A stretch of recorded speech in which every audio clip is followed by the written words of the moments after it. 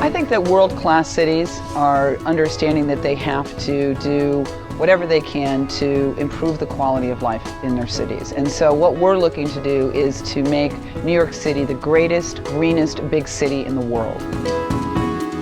A lot of the changes that you're seeing in New York City right now are a direct result of Mayor Bloomberg's Plan YC initiative, which is looking at all sorts of different ways and all sorts of city agencies to improve the way people live, work, and play. Our agenda is to unclog our streets so that commerce doesn't get stifled. Our agenda is to clean the air and the water, use less energy, and we really try to focus on things that improve the quality of our lives today.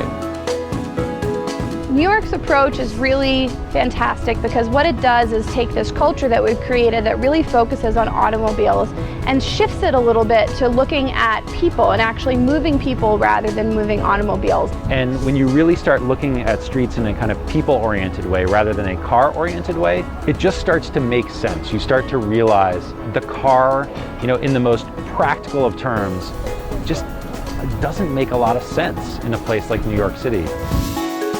One of the really fantastic things that New York is doing is really ramping up its bicycle infrastructure. We've just rolled out 200 miles of on-street bike lanes in the last 3 years. So we now have over 450 miles of on-street bike lanes, which is creating a real network. And now we really actually have a cycling infrastructure. You ride spots of New York City that you'd never ride before, because you actually have a dedicated lane. Some of them are even like off traffic, so you're really protected. We're building more robust bike facilities like this one, like the protected lanes on 8th and 9th Avenue. We're putting in more bike parking all around the city. We have the Bikes and Buildings bill now, which allows tenants to request access from their landlords to commercial office buildings so that they can have safe, secure bike parking. This is really for everyone. It's not just for spandex or the brave. This is for, mom, dad, kids, everyone. Hi, Josh. That's our bike coordinator. Bus rapid transit is very important to the future of New York City, and I look at it as really a surface subway system. We put a new select bus service in the Bronx called the BX12, which is the major east-west connector in the northern part of the city. And we put in transit signal priority technology so that when buses hit a green light, the transponder would read that it was a bus there and give the bus the green light and hold the green light longer. And then we put in off-board fare collection so that people could pay for their fare before they got on the bus. That delay when people are sort of going through their pockets and looking for change and trying to get their fare cards out, it's about a third of the delay in bus travel. Bus ridership went up 30%, bus speeds were improved by 20%, and in something that's really unheard of in my entire lifetime in New York City, some 98% of New Yorkers were very satisfied with the service. 356,000 pedestrians each and every day in Times Square. And so many of them were trading the safety of the sidewalk for dangerous streets because there just wasn't enough room. There was like a 10-to-1 ratio of pedestrians versus cars, and yet 90% of the space was allocated to cars. They were very dysfunctional streets. They weren't really even working very well for motorists. We came up with a plan that, while it was sort of counterintuitive to take Broadway out of the system and make the network work better, it actually worked better for traffic. It was a huge win for pedestrian space. We've created 1.8 acres of new pedestrian space there. That's like 1.5 football fields.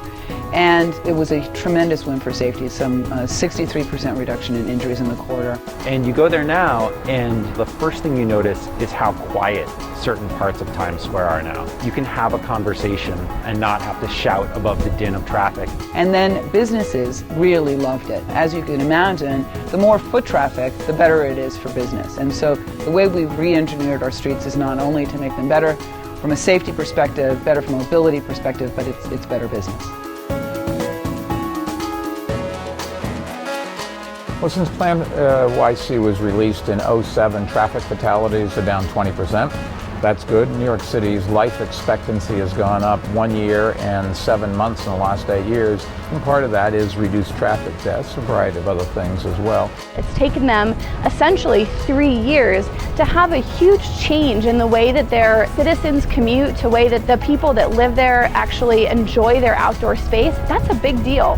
3 years in a planning time frame is a very short amount of time. We're in a global economy and people can choose to locate their businesses and locate themselves anywhere. So we want to improve quality of life. We want to make our cities livable so that people choose to stay here and invest their capital here.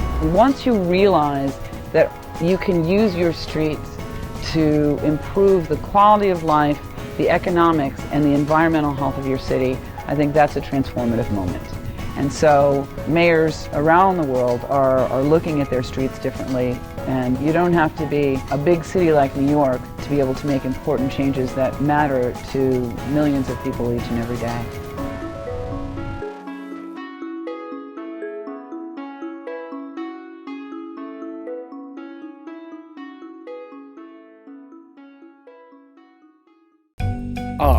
New York City, the Big Apple. Any New Yorker will tell you that you can't see everything that New York has to offer in just one trip. But that's just one of the great things about the place. So don't try to focus on all of it, just take in these 3 big things that you should do in New York City. The High Line is a beautiful 1.45 mile long park built on an old derelict railway track called the West Side Line. But don't let the word derelict fool you, as this walking park is beautiful, with views of the Hudson River and the Manhattan skyline. The High Line also features 300 species of plants along the way. A great way to take in a lot of Manhattan's unique contemporary architecture, while having a pleasant stroll. The Statue of Liberty, of course, how could we not mention it? Lady Liberty was a gift from France to the United States to be a symbol of both countries' independence, and it opened in 1886. The statue is of Libertas, the Roman goddess of liberty, standing tall and free with a broken chain at her feet. Lady Liberty is an incredible 151 feet tall and is a massive icon for the city of New York, no pun intended. To get to this monument, take the ferry from Battery Park in Lower Manhattan over to Liberty Island. Trust us, it's well worth the price of admission. And what trip to New York City would be complete without a visit to the Twin Towers of the World Trade Center? These towering behemoths opened to the city in 1973 and were, at the time, the tallest buildings in the world. These 2 towers have it all. The 50,000 square foot Windows on the World restaurant with beautiful views of the skyline of Manhattan in the North Tower. The top of the world observation deck 1,310 feet above the streets on the top of the South Tower, where, on a clear day, you can see 50 miles out. The Twin Towers are 2 things that you definitely need to add to your itinerary. Thanks for watching this video. I hope you enjoy it and see all of this and more that New York City has to offer.